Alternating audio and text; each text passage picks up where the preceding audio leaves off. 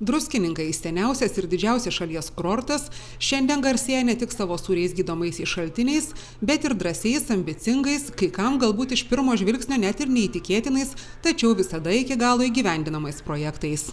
Didžiuojuosi tuo, kad druskininkų poilsiautojų srautai auga 10% kiekvienais metais, maždaug nuo 14 iki 24%. Tai duoda galimybę mums plėtoti tiek kurortą, tiek verslui galvoti apie investicijas ir kad tokie objektai kaip vandens parkas, kaip centrinės gydyklos, kaip slidinėjimo trasa, jie duoda didelę atspirtį tiek srautams, tiek investicijoms, tiek pačiai pridedamai vertei mūsų miesto kaip kurorto. Kaip sakė savivaldybės meras Ričardas Malinauskas, Druskininkuose numatomi įrengti objektai dar labiau išplės kurorto infrastruktūrą ir padarys mūsų miestą patrauklesnį. Šiandien pristatėme projektus, kurie bus pradėti įgyvendinti artimiausių laikų, tai ir sveikatingumo parkas, tai ir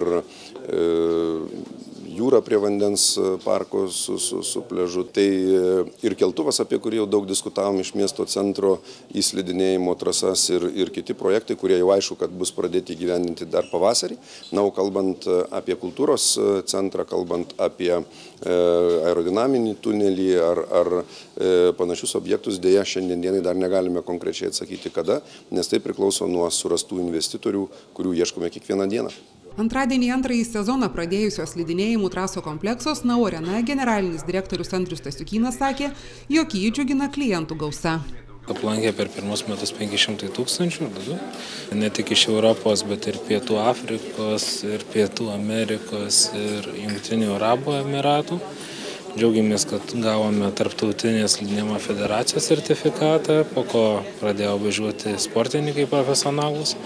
Ir kaip kalbėjau su kitom slidinėjimo trasom, tai pasakė, kad mes sportininkus nukonkuravome ir visi važiuoja dabar į Druskininkus.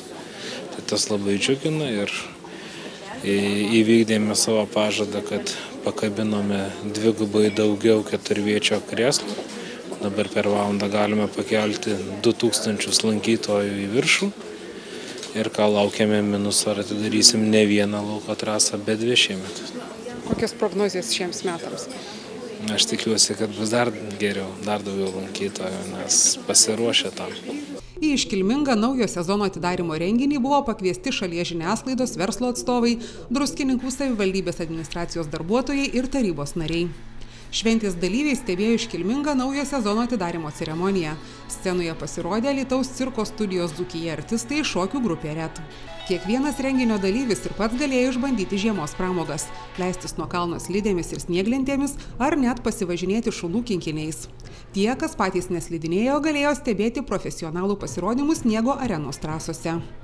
Druskininkų savivaldybės meras Ričardas Malinauskas, sveikindamas Nau Arena kolektyvo ir svečius antrojo sezono atidarymo proga, linkėjo visokeriopos sėkmės, drąsos ir pasitikėjimo įgyvendinant savo tikslus.